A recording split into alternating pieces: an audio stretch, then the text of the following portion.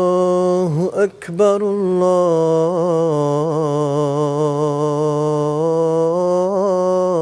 الله أكبر الله أكبر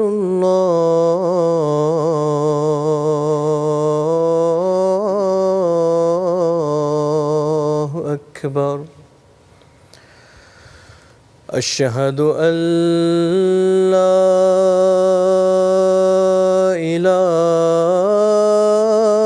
إله إلا الله أشهد أن لا إله إلا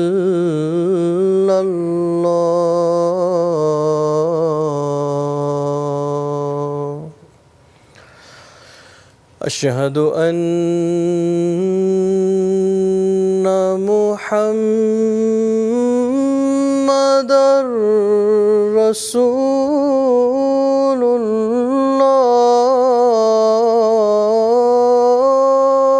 الله أشهد أن محمدًا رسول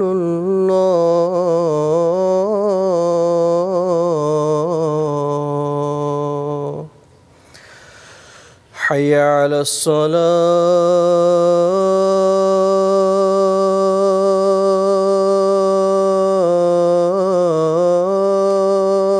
الصلاة حي على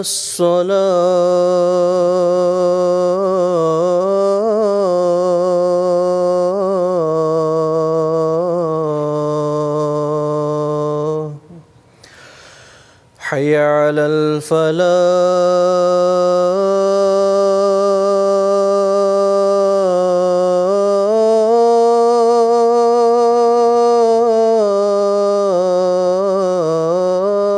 الفلاح حي على الفلاح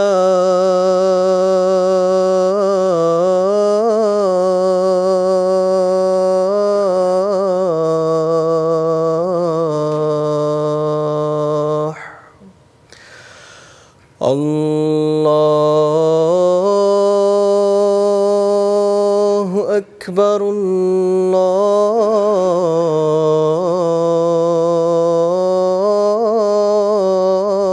الله أكبر لا إله إلا الله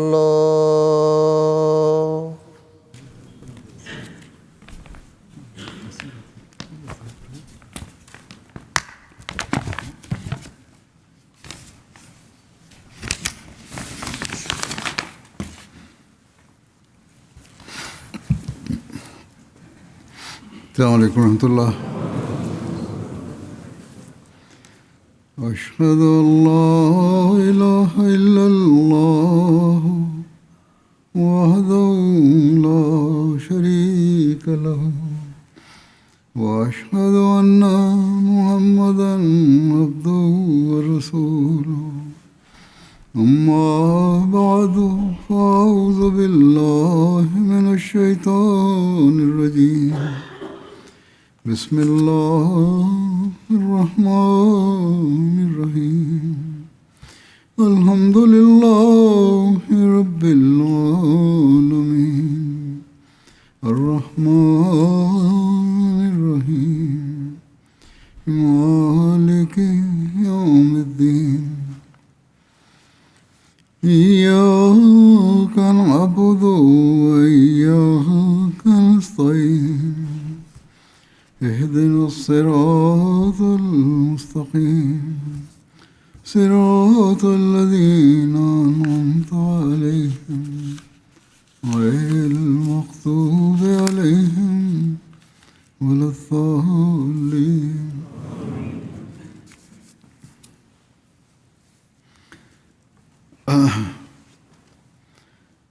Sedang berlangsung pembahasan mengenai aspek kerendahan hati dan tawadu dari sirat Hadrat Rasulullah SAW.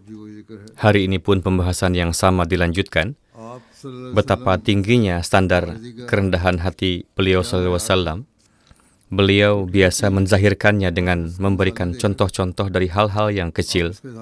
Diriwayatkan dari Hadrat Yahya bin Abi Katsir bahwa Rasulullah SAW bersabda, "Saya makan sebagaimana seorang hamba makan, dan saya duduk sebagaimana seorang hamba duduk, karena sesungguhnya saya pun hanyalah seorang hamba," yakni kesombongan dan keangkuhan serta pamer diri yang menjadi ciri para pemimpin dan orang-orang terkemuka tidaklah ada dalam diri saya. Demikian pula terdapat sebuah riwayat dari Hadrat Anas bahwa Hadrat Rasulullah SAW memiliki seekor unta betina yang bernama Adba, dan unta itu begitu cepatnya sehingga tidak ada unta lain yang mampu mendahuluinya. Seorang badui datang dengan menunggangi seekor unta mudanya, dan dalam perlombaan itu unta tersebut berhasil mendahului Adba. Maka kaum muslimin merasa sangat tidak senang bahwa Adba tertinggal di belakang dan dia telah mendahuluinya. Atau bahkan ketika sedang melaju pun mereka ingin menahannya, karena itu adalah unta milik Rasulullah SAW. Bagaimanapun, atas sikap mereka itu Rasulullah bersabda bahwa sudah menjadi hak Allah bahwa apa yang dia angkat di dunia, dia pun akan merendahkannya.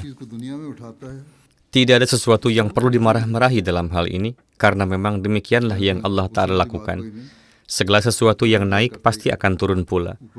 Orang-orang biasa tentu akan dipenuhi rasa dengki atas hal semacam ini, namun di hadapan beliau SAW selalu ada zat Allah Ta'ala, dan beliau hanya ingin menampakkan keagungannya kepada dunia. Betapa rendah hatinya beliau bersabda bahwa tidak perlu marah dan kecewa dalam perkara ini, tidak perlu sama sekali. Dari peristiwa ini justru tampak nyata keagungan Allah Ta'ala. Kemudian Hadrat Umar menyebutkan satu lagi contoh kerendahan hati, bahwa saya meminta izin kepada Nabi SAW untuk melaksanakan umrah. Rasulullah memberikan izin dan bersabda, "Wahai saudaraku, janganlah kamu melupakanku dalam doamu." Hadrat Umar menyebutkan bahwa beliau SAW telah mengucapkan suatu perkataan yang seandainya aku mendapatkan seluruh dunia sebagai gantinya pun, aku tidak akan merasa senang. Allah Ta'ala telah mewajibkan untuk bersalawat kepada Rasulullah dan menjadikannya sebagai syarat terkabulnya doa. Namun puncak kerendahan hati beliau adalah bahwa beliau bersabda kepada salah seorang muridnya, "Berdoalah untukku." Rasulullah pun tidak merasa malu dalam melakukan suatu pekerjaan apapun. Dan pekerjaan sekecil apapun beliau kerjakan sendiri untuk memperlihatkan kepada orang lain, bahkan untuk mengajarkannya kepada mereka. Maka terdapat sebuah riwayat bahwa Hadrat Abu Sa'id Khudri menyebutkan bahwa Rasulullah SAW melewati seorang anak laki-laki. Seekor kambing sedang dikuliti oleh pemuda itu, maka Rasulullah memintanya berhenti dulu dan bersabda, "Kamu menepi dulu, agar saya dapat menunjukkan kepadamu cara yang benar, karena saya rasa kamu tidak mahir dalam menguliti." Maka Rasulullah memasukkan tangannya di antara kulit dan daging, lalu memasukkannya ke dalam hingga tersembunyi sampai ke ketiak. Kemudian Rasulullah bersabda, "Lakukanlah seperti ini. Wahai pemuda, kulitilah seperti ini." Rasulullah mengerjakan seluruh pekerjaannya sekaligus mengajarkannya. Kemudian terdapat pula satu riwayat lain tentang kerendahan hati beliau dalam melakukan pekerjaan orang lain.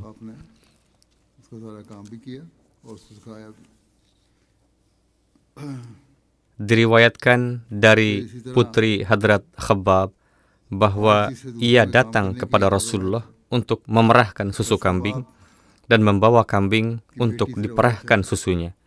Maka Rasulullah mengikatnya dan memerah susunya, lalu bersabda, "Bawalah kepadaku wadah bersamamu." Ia pun membawa wadah tersebut. Namun Rasulullah bersabda, "Tidak, bawalah wadah yang lebih besar dari ini." Maka aku membawa sebuah wadah yang lebih besar. Lalu Rasulullah memerah susu ke dalamnya hingga penuh. Kemudian Rasulullah bersabda, "Minumlah sendiri dan berikanlah pula kepada para tetanggamu." Sesungguhnya Rasulullah menyadari bahwa berkat doa beliau SAW telah terjadi penambahan yang luar biasa pada susu tersebut. Maka Rasulullah bersabda kepada mereka bahwa berkah yang ada ini bagikanlah pula kepada orang lain. Dan pada saat itu susu yang diperah dari kambing tersebut adalah 2 kali lipat jumlahnya. Mengenai memberi salam dan duduk dalam suatu majelis, terdapat pula teladan kerendahan hati dan akhlak beliau SAW yang luhur. Diriwayatkan bahwa Hadrat Anas bin Malik radhiyallahu anhu menyatakan, apabila seseorang datang menghadap Nabi SAW, maka Rasulullah berjabat tangan dengannya. Beliau tidak menarik tangannya dari tangan orang itu hingga orang tersebut menarik tangannya sendiri terlebih dahulu. Dan Rasulullah tidak memalingkan wajah mulia beliau dari wajah orang itu hingga orang tersebut memalingkan mukanya sendiri terlebih dahulu. Dan Rasulullah tidak pernah terlihat mengulurkan lututnya di hadapan teman duduknya. Terdapat sebuah riwayat dari Hadrat Abu Masna al-Amluki radhiyallahu anhu. Beliau berkata bahwa Rasulullah SAW dan para Nabi alaihimussalam sebelum beliau SAW berjalan dengan bertumpu pada tongkat dan bersandar padanya. Dan tongkat itu bukan untuk menunjukkan wibawa atau memperlihatkan keagungan, melainkan sebagai bentuk kerendahan hati dan ketundukan di hadapan Allah Ta'ala. Dan kerendahan hati Nabi SAW adalah yang paling tinggi di antara semuanya. Kemudian Rasulullah juga menyampaikan nasihat tentang kerendahan hati dengan cara yang penuh hikmah. Diriwayatkan bahwa Ibnu Hazm menceritakan bahwa di hadapan Rasulullah SAW terjadi perdebatan saling membanggakan diri antara para pemilik unta dan para pemilik kambing. Masing-masing berkata, para pemilik unta yang memiliki lebih banyak unta berkata, "Kami lebih mulia dari kalian dan kekayaan kami lebih luas." Sedangkan para pemilik kambing berkata, "Kami lebih banyak." Maka Rasulullah SAW pun datang ke tempat itu ketika perdebatan dan perselisihan tersebut sedang berlangsung. Lalu Rasulullah bersabda, "Musa diutus sebagai nabi dan beliau menggembala kambing. Daud diutus sebagai nabi dan beliau menggembala kambing. Dan aku pun diutus sebagai nabi dan aku pun biasa menggembala kambing milik keluargaku di tempat Ajiyad." Rasulullah menasihati mereka yang sombong dan membanggakan diri, serta menghibur hati mereka yang diremehkan, yakni para pemilik kambing yang dianggap lebih rendah. Adapun penyebutan Ajiyad yang beliau sebutkan, Ajiyad adalah sebuah tempat di Mekah yang dekat dengan Safa, dan tempat ini juga disebut Jiyad. Tidak ada kesombongan sedikit pun dalam diri Rasulullah. Beliau pun bergaul dengan orang-orang miskin dengan penuh kerendahan hati dan menghibur hati mereka.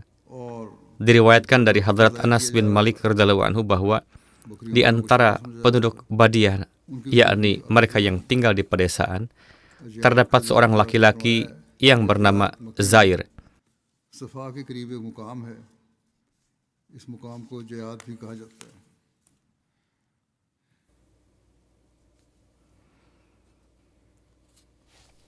Zair biasa membawakan hadiah-hadiah pedesaan untuk Rasulullah, berbagai barang khas desa yang ia bawa, dan ketika ia hendak pulang, Rasulullah pun membekalinya dengan harta benda yang cukup banyak.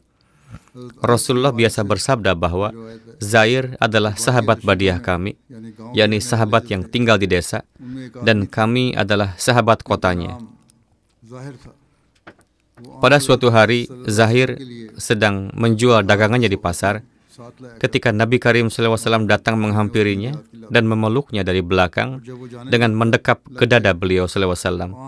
Hadrat Zahir tidak dapat melihat siapa yang memegang dirinya. Ia pun bertanya, "Siapa ini? Lepaskan aku."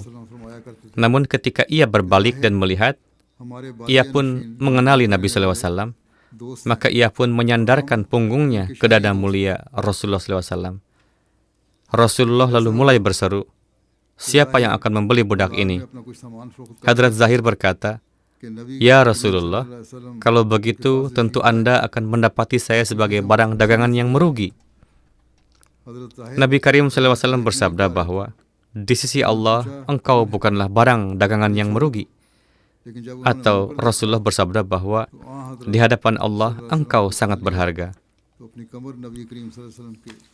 Dalam sebuah khutbah, Hadrat Muslim Maud radhiyallahu anhu menceritakan peristiwa ini dengan cara demikian, bahwa ada seorang sahabat Rasulullah yang karena suatu cacat bawaan lahir, penampilannya sangat tidak menarik, yakni wajahnya kurang tampan, dan ia pun sangat miskin.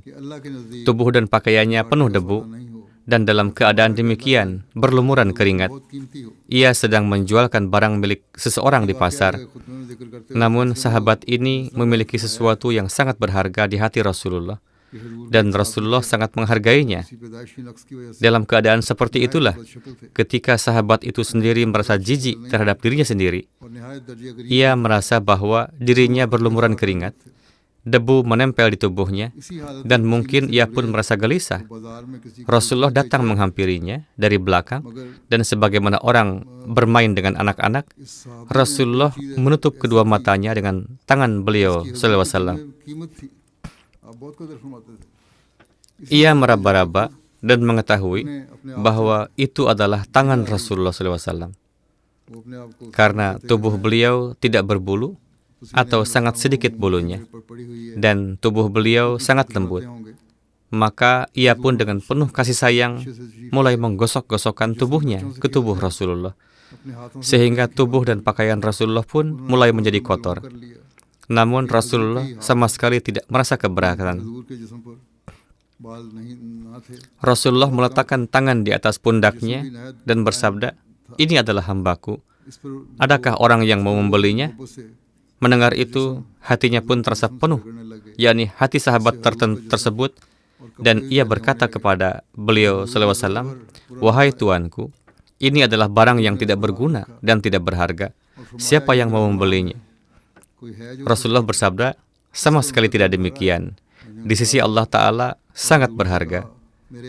Hadrat Hasan bin Ali ketika menggambarkan akhlak Rasulullah SAW yang luhur, kerendahan hati beliau dalam bergaul dengan orang-orang, dan kewibawaan beliau pada suatu tempat, beliau berkata bahwa, "Aku bertanya kepada pamanku, Hind bin Abi Halah, mengenai sifat fisik Rasulullah SAW, dan ia sangat pandai menggambarkan sifat fisik Rasulullah SAW, dan saya ingin agar ia menyebutkan sesuatu tentang hal itu di hadapan saya." Maka ia pun menceritakan bahwa Rasulullah SAW memiliki penampilan yang berwibawa dan tampan. Wajah beliau yang mulia bersinar bagaikan bulan purnama. Kemudian ia pun menyampaikan hadis ini secara lengkap. Hadrat Hasan menarik seluruh perincian itu. Hadrat Hasan berkata bahwa, "Aku menyembunyikan riwayat ini dari Hadrat Hussein untuk suatu masa. Kemudian ketika aku menceritakan kepadanya semua informasi yang telah diberikan kepadaku, maka diketahuilah bahwa ia telah mendahuluiku dalam hal ini dan telah menanyakan kepada beliau sebelum aku apa yang telah aku tanyakan. Bahkan diketahui pula bahwa ia telah menanyakan kepada ayahnya mengenai cara masuk dan keluarnya Hadrat Rasulullah SAW di rumah, serta mengenai rupa dan penampilan beliau, dan tidak ada satupun yang ia tinggalkan." Hadrat Imam Hussein berkata bahwa, "Aku bertanya kepada ayahku mengenai cara Rasulullah memasuki rumah. Hal-hal yang pertama tadi adalah mengenai keadaan di luar. Adapun hal-hal di dalam rumah yang aku tanyakan kepada Hadrat Ali, maka beliau menjawab bahwa apabila Hadrat Rasulullah SAW tiba di rumah, Rasulullah membagi waktu di rumah menjadi 3 bagian. Satu bagian beliau khususkan untuk Allah, satu bagian untuk keluarga beliau, dan satu bagiannya untuk diri beliau sendiri. Kemudian bagian beliau itu pun dibagi di antara beliau SAW sendiri dan orang-orang. Dan dalam hal ini beliau menyampaikan urusan agama kepada orang-orang umum melalui para sahabat khusus dan tidak menyembunyikan satupun hal dari mereka. Adapun cara pembagian jatah umat dalam sirat Rasulullah SAW adalah bahwa dalam memberikan izin untuk bertemu, Rasulullah mengutamakan orang-orang yang memiliki keutamaan dari kalangan umat. Dan pembagian mereka dilakukan berdasarkan keutamaan dalam agama. Di antara mereka ada yang memiliki satu hajat kebutuhan, ada yang memiliki dua hajat, dan ada yang memiliki beberapa hajat. Rasulullah senantiasa sibuk bersama mereka dalam memenuhi hajat-hajat mereka. Dan atas pertanyaan-pertanyaan mereka, Rasulullah menyibukkan mereka dalam perkara-perkara yang mendatangkan kebaikan bagi mereka dan bagi umat, serta memberitahukan kepada mereka hal-hal yang bermanfaat bagi mereka. Dan Rasulullah bersabda bahwa hendaklah orang-orang yang hadir di antara kalian menyampaikan hal-hal ini kepada yang tidak hadir. Dan sampaikanlah kepadaku hajat orang yang tidak dapat menyampaikan hajatnya sendiri, karena sesungguhnya barang siapa yang menyampaikan hajat seseorang kepada penguasa yang orang itu sendiri tidak mampu menyampaikannya, maka Allah Ta'ala akan menganugerahinya keteguhan langkah pada hari kiamat. Maka dalam hal ini terdapat pelajaran pula bagi para pengurus yang telah ditetapkan di berbagai tempat, bahwa mereka hendaknya menyampaikan kepada pusat hal-hal yang dibutuhkan oleh orang-orang yang memerlukan. Di hadapan beliau SAW, hal-hal semacam itu disampaikan, dan selain melalui mereka, Rasulullah tidak menerima sesuatu pun dari siapapun. Orang-orang datang kepada beliau sebagai pemohon, dan tidak ada seorang pun yang pulang tanpa mendapatkan sesuatu, serta mereka keluar sebagai orang-orang yang memberi petunjuk ke arah kebaikan. Mereka, yakni Hadrat Imam Hussein, berkata, kemudian aku bertanya kepada ayahku tentang apa yang beliau selalu melakukan ketika keluar dari rumah. Hadrat Ali menjawab bahwa Rasulullah tidak berbicara kecuali dengan perkataan yang bermaksud dan bertujuan. Rasulullah menyatukan hati para sahabat dan tidak membuat mereka lari. Rasulullah memuliakan orang yang terhormat dari setiap kaum dan menjadikannya pemimpin atas mereka. Rasulullah memperingatkan orang-orang dan bersikap waspada terhadap mereka. Tanpa hal itu, sedikit pun mengurangi keramahan dan kebaikan akhlak Rasulullah kepada mereka. Yakni, Rasulullah juga memperingatkan tentang seseorang jika ada keraguan mengenainya, tetapi tidak dengan cara yang mengubah sikap beliau terhadapnya. Bahkan Rasulullah tetap bersikap ramah kepada setiap orang. Ya, di mana kehati-hatian diperlukan, di sana Rasulullah pun berhati-hati. Di antara orang-orang yang datang berkunjung, ada sebagian yang mencurigakan. Rasulullah memperhatikan para sahabatnya dan menanyakan keadaan orang-orang dari orang lain. Rasulullah memuji hal yang baik dan memberikan dukungan kepadanya, serta menjelaskan keburukan hal yang buruk dan mematahkan kekuatannya. Rasulullah dalam setiap urusan bersikap berimbang dan bersih dari hal yang bertentangan. Rasulullah tidak lalai agar orang-orang tidak menjadi lalai atau kelelahan. Rasulullah selalu siap menghadapi keadaan. Rasulullah siap menghadapi segala situasi. Rasulullah tidak melampaui haknya dan tidak pula mundur dari hak tersebut. Seberapa besar hak yang ada, sebesar itulah yang Rasulullah kerjakan. Di antara orang-orang yang paling dekat dengan Rasulullah adalah mereka yang paling utama. Di sisi beliau, yang paling utama adalah yang paling menonjol dalam kebaikan dan ketulusan, dan yang paling tinggi derajatnya di sisi beliau SAW adalah yang paling baik dalam hal kepedulian dan pertolongan kepada orang lain. Yang paling tinggi derajatnya adalah yang memiliki kepedulian kepada orang lain dan yang menjadi penolong bagi mereka. Siapa yang paling banyak dalam hal demikian, maka ia yang paling dekat dengan Rasulullah. Dan Rasulullah pun menyukainya. Hadrat Imam Hussein berkata, kemudian saya bertanya tentang majlis Hadrat Rasulullah SAW, maka Hadrat Ali menjawab, Rasulullah senantiasa melakukan zikir ilahi dalam setiap keadaan, baik ketika berdiri maupun duduk, dan apabila beliau datang kepada suatu kaum, Rasulullah tetap duduk di tempat di mana majlis itu akan berakhir, dan hal inilah yang beliau perintahkan. Beliau memberikan hak kepada setiap sahabat dekat beliau, sehingga tidak seorang pun merasa bahwa orang lain lebih dihormati darinya di sisi beliau. Siapapun yang menyampaikan keperluannya kepada beliau, maka beliau senantiasa bersama mereka semua, hingga orang itu sendiri yang bangkit dan pergi. Dan siapapun yang meminta hajatnya kepada beliau, beliau tidak pernah mengembalikannya tanpa memberi sesuatu, atau tanpa menjawab dengan lemah lembut. Jika seseorang datang dengan suatu keperluan, maka Rasulullah memberinya sesuatu, atau jika tidak mampu memberi, beliau menjawab dengan penuh kelembutan. Kerendahan hati beliau, kedermawanan, dan keindahan akhlak beliau adalah untuk semua orang. Rasulullah telah menjadi seperti seorang ayah bagi mereka. Dari segi hak, semua orang adalah setara di sisi beliau. Majelis beliau adalah majelis yang dipenuhi dengan ilmu, sifat, malu, kesabaran, dan amanah. Tidak ada suara yang ditinggikan di dalamnya. Tidak ada penghinaan terhadap hal-hal yang patut dihormati. Dan tidak ada kelemahan seseorang yang diungkapkan. Semua orang setara satu sama lain, dan mereka saling mengungguli satu sama lain karena ketakwaan. Kini, tidakkah kelemahan-kelemahan satu sama lain justru diungkapkan? Hal itu tidak pernah terjadi di majelis-majelis beliau. Mereka saling bersikap rendah hati satu sama lain, menghormati yang lebih tua, menyayangi yang lebih muda, mendahulukan orang yang membutuhkan, dan memperhatikan orang asing. Ini bukanlah berarti bahwa jika ada orang asing yang datang, maka tidak diberi apa-apa. Tidak, mereka juga diperhatikan. Hadrat Aqdas Masih Maud Islam bersabda, orang-orang yang fana dalam ridha Allah tidak menginginkan agar mereka diberi kedudukan dan kepemimpinan. Mereka lebih suka menyepi dan beribadah seorang diri dibandingkan kedudukan-kedudukan tersebut. Namun Allah Ta'ala menarik beliau keluar dan menampakkan serta mengutus beliau untuk kebaikan makhluk. Junjungan kita, Nabi SAW pun dahulu selalu tinggal di dalam gua dan tidak menginginkan jika ada orang yang mengetahui keberadaan beliau. Akhirnya Allah Ta'ala mengeluarkan beliau dan menyerahkan beban amanat membimbing dunia kepada beliau. Ribuan penyair datang kepada hadrat Rasulullah SAW dan melantunkan syair-syair pujian untuk beliau. Namun terkutuklah hati yang menyangka bahwa hadrat Rasulullah SAW merasa bangga dengan pujian-pujian dari mereka. Yakni beliau merasa senang karenanya. Beliau menganggapnya seperti ulat yang mati. Pujian yang sejati hanyalah yang datang dari Tuhan dari langit. Orang-orang ini telah tenggelam dalam kecintaan kepada zatnya. Mereka tidak peduli dengan pujian dan sanjungan dunia. Jadi inilah makom yang sedemikian rupa, sehingga Allah memuji dan menyanjung mereka dari langit dan arasy-Nya.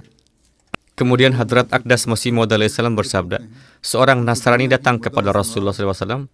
Beliau sangat menjamu dan menghormatinya. Orang itu sangat lapar, maka Rasulullah memberinya makan dengan baik hingga dirinya benar-benar kenyang.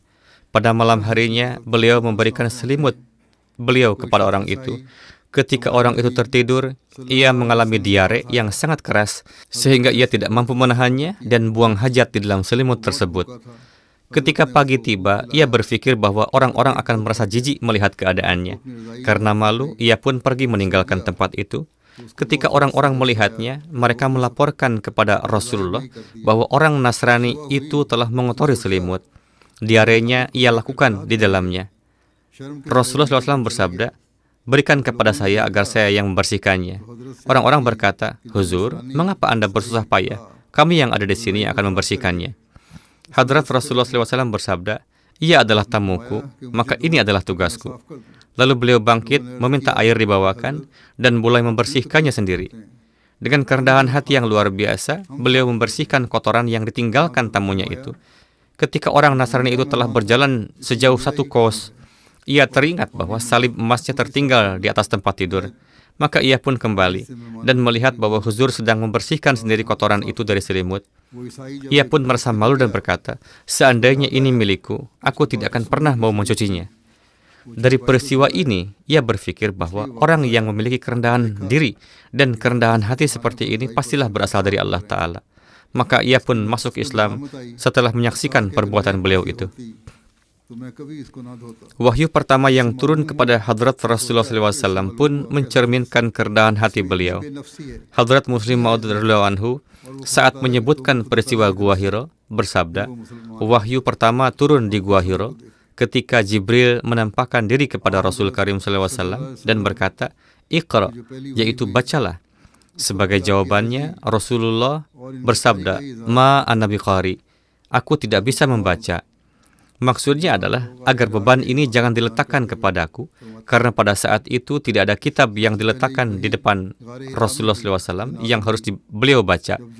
Dan apa yang diberitahukan oleh Jibril itu harus beliau ucapkan secara lisan. Dan hal ini sebenarnya dapat beliau lakukan, Namun Rasulullah menampakkan kerendahan hati. Akan tetapi karena Allah Ta'ala telah memilih beliau untuk tugas ini, maka berkali-kali dikatakan, bacalah. Akhirnya pada kali ketiga beliau pun membaca. Dan kemudian malaikat itu membacakan ayat tersebut, Iqra bismi rabbikal ladzi khalaq, dan seterusnya. Demikianlah mengenai peristiwa ini, Hadrat Muslim Maud radhiyallahu anhu di tempat lain juga telah menulis dalam tafsir beliau, dalam tafsir Kabir, dalam tafsir surah Al-Kautsar, kemungkinan besar bahwa ketika wahyu turun kepada Rasulullah, beliau menampakkan bukti kerendahan hati yang luar biasa. Kita melihat bahwa orang lain, jika mendapat suatu ilham atau suatu mimpi, mereka berlari tanpa henti menuju orang lain dan memberitahukan kepada mereka, kami telah mendapat ilham ini, atau saya telah mendapatkan mimpi ini. Akan tetapi, tatkala Jibril datang kepada beliau SAW dan berkata, Iqra, bacalah, maka beliau bersabda, Ma ana biqari, aku tidak tahu membaca. 3 kali beliau mengucapkan hal yang sama.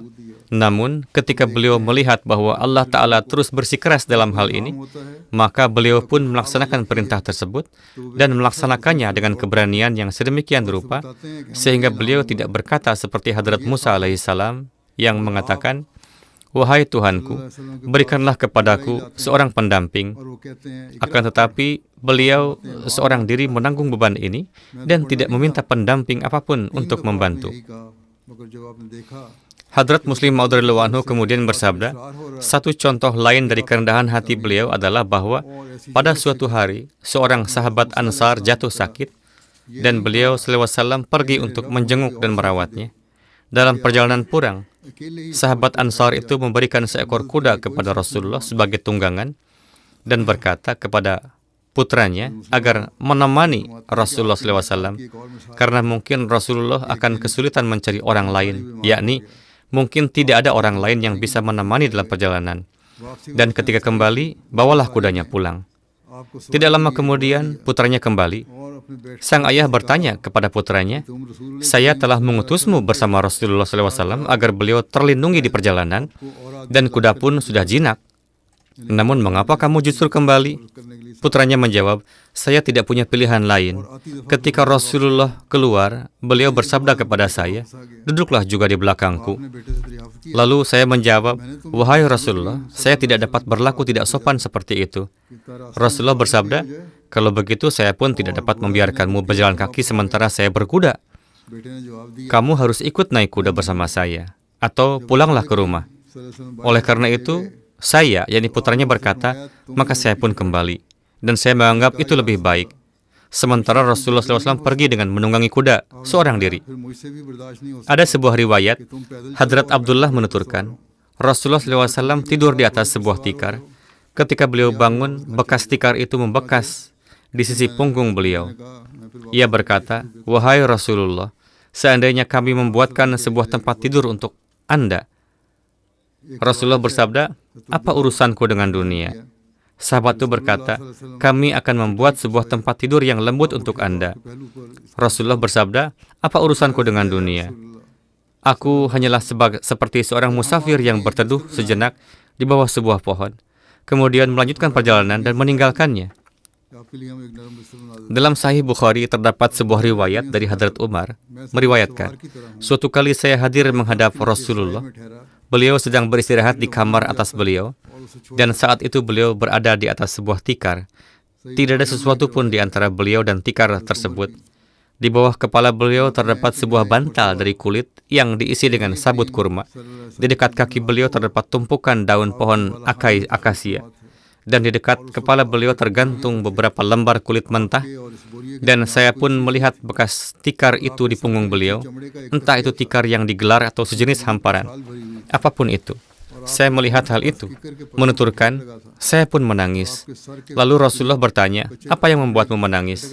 Saya berkata, wahai Rasulullah, Kisra, Persia, dan Kaisar Romawi berada dalam kemewahan yang mereka nikmati. Sedangkan Anda adalah Rasul Allah Ta'ala. Rasulullah bersabda, apakah kamu tidak senang bahwa bagi mereka adalah dunia, sementara bagi kita adalah akhirat? किस तरह और कैसर आसाइश में हो Hadrat Masih Maud alaihissalam dalam menyebutkan peristiwa ini bersabda, keadaan Hadrat Nabi SAW dalam hal menikmati kehidupan dunia adalah sebagai berikut. उनके लिए दुनिया Suatu ketika Hadrat Umar pergi untuk menemui beliau. Hadrat Umar mengutus seorang anak laki-laki untuk meminta izin masuk. Hadrat Rasulullah saat itu sedang berbaring di atas sebuah tikar kurma. Dan ketika Hadrat Umar masuk, Rasulullah bangkit dan duduk. Hadrat Umar melihat bahwa rumah itu sepenuhnya kosong dan tidak ada sesuatu pun berupa perhiasan di dalamnya. दुनिया Di sebuah pasak tergantung sebilah pedang dan hanya itulah yang tersedia, yakni tikar yang di atasnya beliau berbaring. एक लड़का भेज Dan bekasnya pun tercetak di punggung beliau. सल्लल्लाहु Di punggung beberkat beliau, Hadrat Umar saat melihat hal itu lalu menangis. बैठ गए Rasulullah bertanya, "Wahai Umar, apa yang membuatmu menangis?"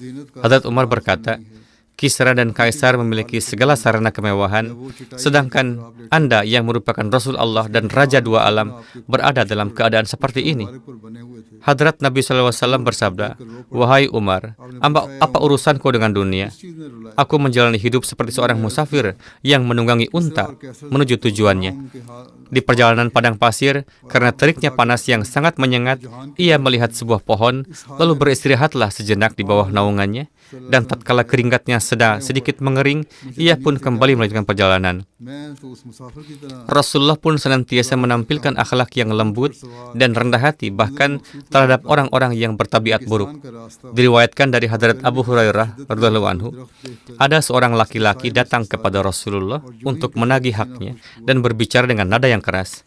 Para sahabat pun marah karenanya. Namun Rasulullah bersabda, "Biarkan dia, karena orang yang memiliki hak berhak untuk menyampaikan perkataannya. अखलाक का Bagaimanapun, saya harus memberikan haknya. Huraira Ia berhak untuk berbicara. Belikan untuknya seekor unta, lalu berikan kepadanya." सल्लल्लाहु अलैहि Yakni, belikan seekor unta untuk orang yang datang menagih hutang itu dan berikan kepadanya. सहाबा कराम Para sahabat berkata, "Kami tidak menemukan unta yang setara dengan hutang itu, dan yang ada hanyalah unta yang lebih mahal harganya." Rasulullah bersabda, "Belikan dan berikan kepadanya वो बात करने का unta yang lebih baik itu, karena sesungguhnya yang terbaik di antara kalian adalah yang paling baik dalam melunasi hutang." था उसको एक ऊँट खरीद के दे दो Dewasa ini terjadi beberapa perselisihan di mana seorang bahkan tidak mau membayar meskipun hanya hutang pokoknya saja, सिर्फ उससे बेहतर dan justru bertengkar meminta pengurangan dari jumlah yang memang harus dibayarkan. क्योंकि तुमने सबसे Jika hal-hal ini dapat kita fahami, maka akan banyak perselisihan di antara kita akan berakhir. बहुत झगड़े जो होते हैं Demikian pula, terdapat sebuah kisah tentang kerendahan hati Rasulullah yang diriwayatkan sebagai berikut. और Pada saat Fatah Makkah, ketika Rasulullah memasuki Masjidil Haram, ये चीजें Hadrat Abu Bakar membawa ayahnya menghadap ke hadapan Rasulullah.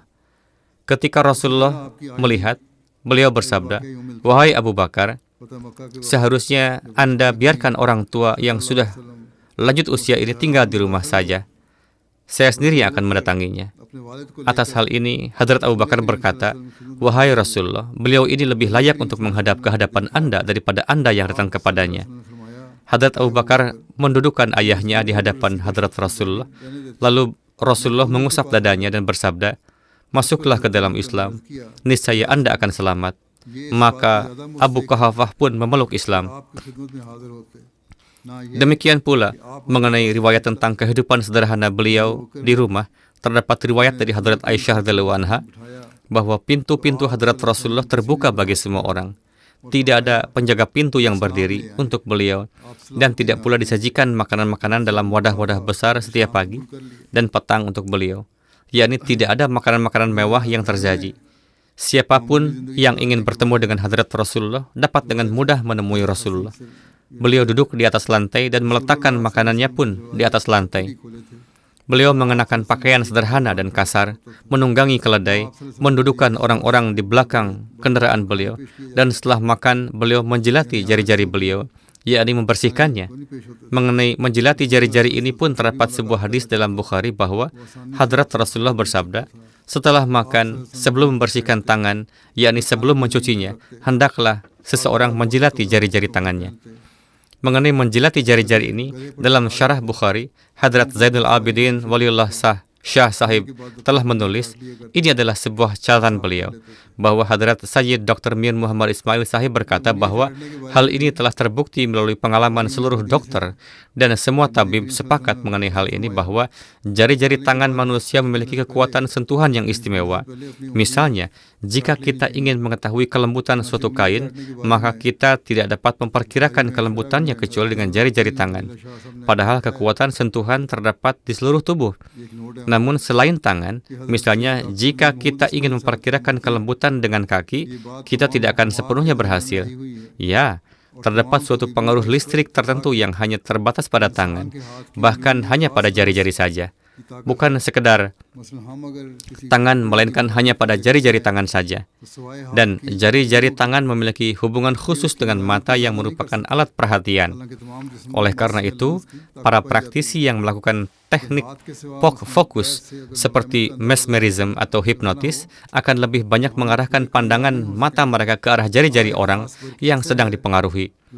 Melalui jari-jari perhatian yang tertuju pada tangan tersebut, mereka dapat menyalurkan pengaruh mata mereka secara efektif kepada subjek dan berhasil mencapai tujuannya. Demikian pula, obat-obatan yang dibuat dengan tangan memberikan manfaat yang lebih besar. Memang, pada zaman sekarang ini, segala sesuatu diproduksi dengan mesin, namun pada masa itu para dokter maupun tabib pun mengatakan hal yang sama. Dr. Ismail Sahib adalah seorang ahli bedah yang sangat terpelajar. Beliau juga seorang dokter. Bagaimanapun beliau telah mengatakan hal ini. Obat-obatan yang dibuat dengan tangan memberikan manfaat yang lebih besar dibandingkan dengan obat-obatan yang diproduksi melalui mesin. Berdasarkan prinsip tersebut, ketika seseorang makan dan mengambil suapan dengan jari-jarinya, maka setiap kali mengambil makanan, pandangannya akan tertuju pada ujung-ujung jarinya. Oleh karena itu, setelah selesai makan, tanpa membasuh tangan dengan air atau menyekanya dengan kain terlebih dahulu, jika ia menjilati jari-jarinya, maka jelas sekali bahwa sisa makanan atau lemak yang menempel di jari tersebut akan masuk ke dalam lambung. Hal ini akan memperkuat kerja lambung dalam proses pencernaan, sehingga makanan menjadi lebih cepat dicerna. Ini adalah pandangan para dokter dan tabib pada masa itu. Mungkin dokter zaman sekarang memiliki pandangan yang berbeda.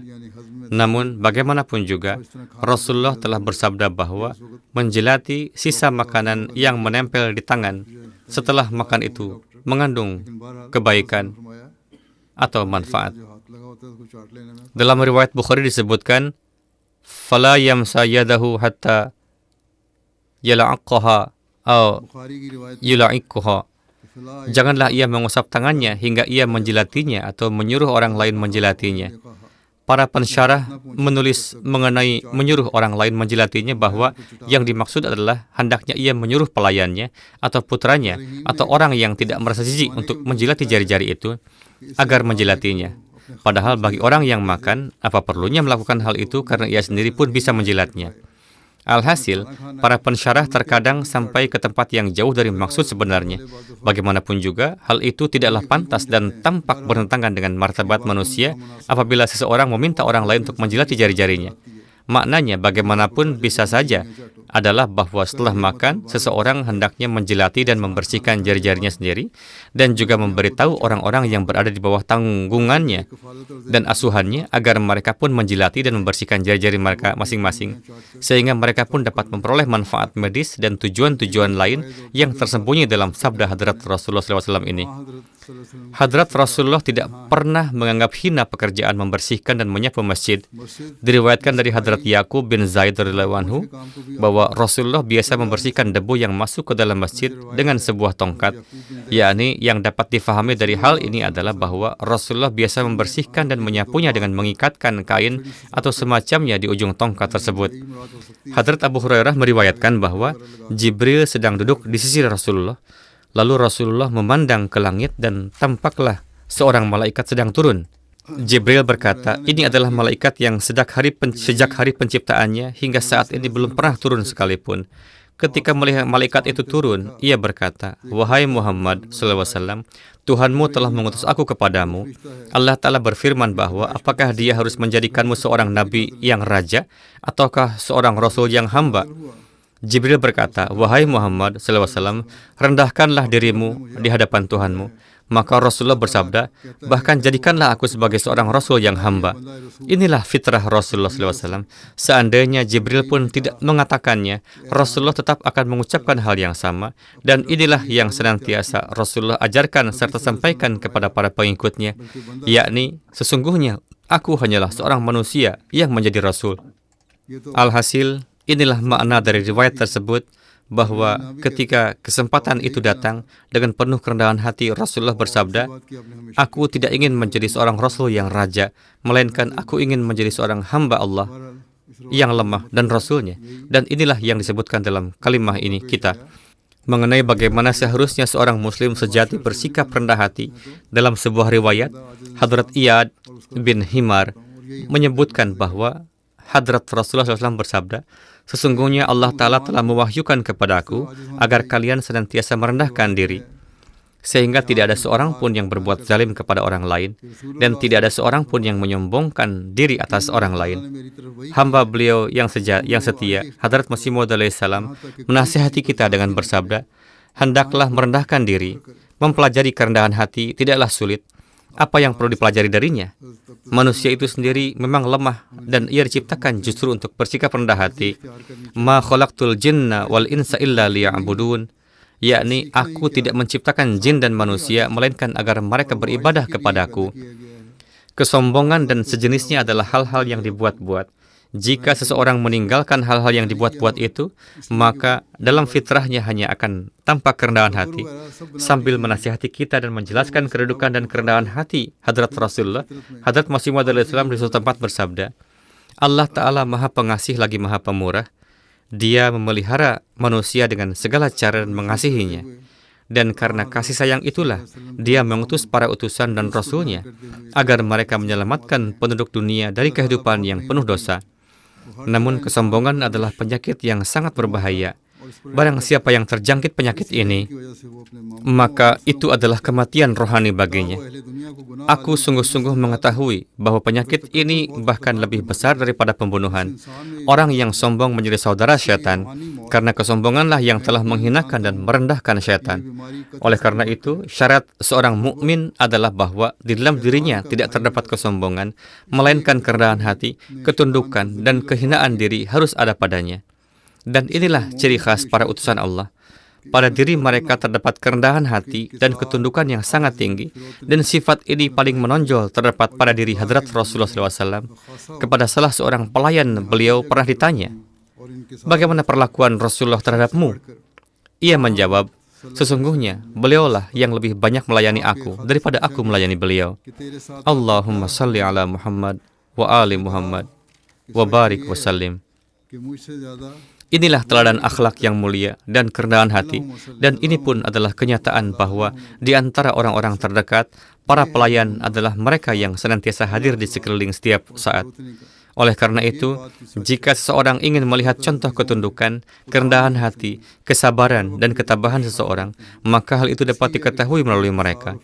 Ada sebagian laki-laki atau perempuan yang apabila seorang pelayan melakukan sedikit kesalahan dalam pekerjaan, misalnya ada kekurangan dalam teh, maka seketika mereka mulai mencaci maki atau mengambil cambuk dan mulai memukulnya. Dan apabila dalam kuah sedikit lebih banyak garamnya, maka para pelayan yang malang itu pun langsung ditimpa malapetaka.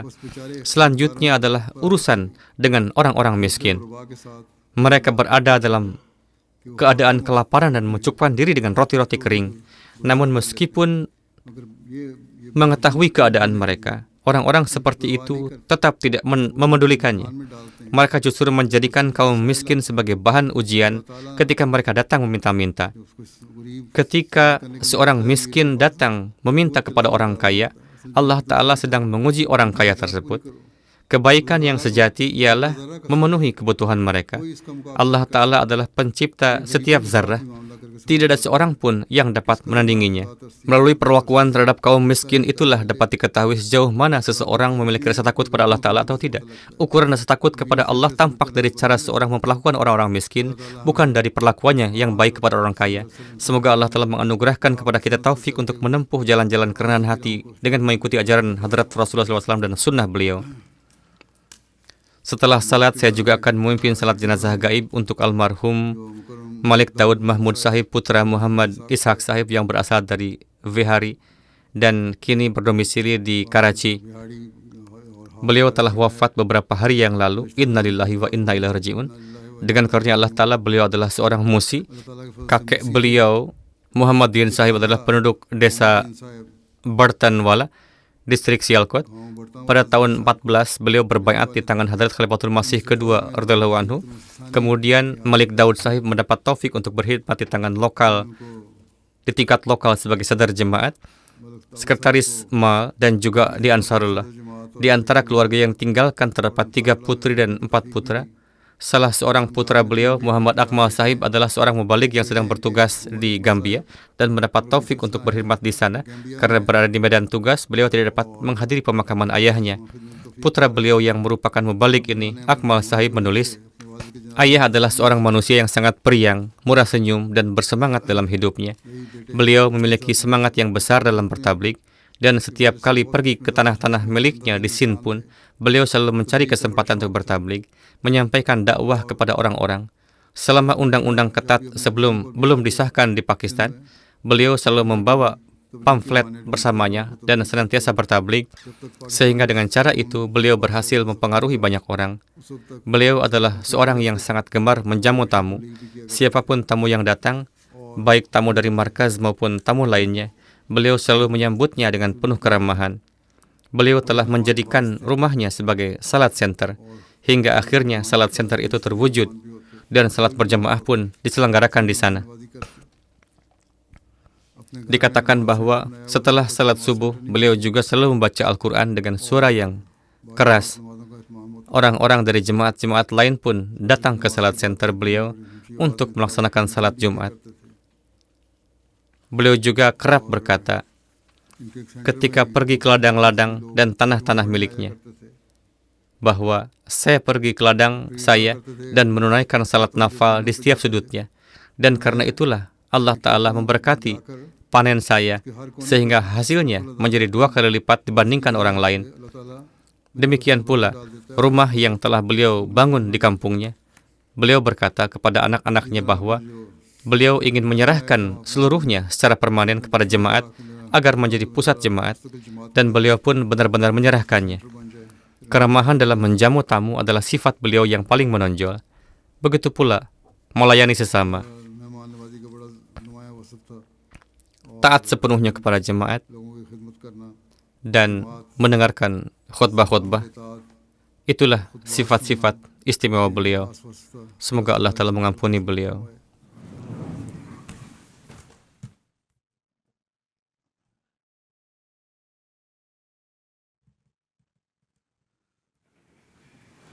Alhamdulillah, alhamdulillah, nahmaduhu wa nasta'inuhu wa nastaghfiruhu wa nu'minu bihi wa natawakkalu alayhi wa na'udzu billahi min shururi anfusina wa min sayyiati a'malina. Man yahdihillahu fala mudilla lahu ومن يضلله فلا هادي له ونشهد أن لا إله إلا الله ونشهد أن محمدا عبده ورسوله. عباد الله رحمكم الله إن الله يأمر بالعدل والإحسان وإيتاء ذي القربى وينهى عن الفحشاء والمنكر والبغي يعظكم لعلكم تذكرون. اذكروا الله يذكركم وادعوه يستجب لكم ولذكر الله أكبر.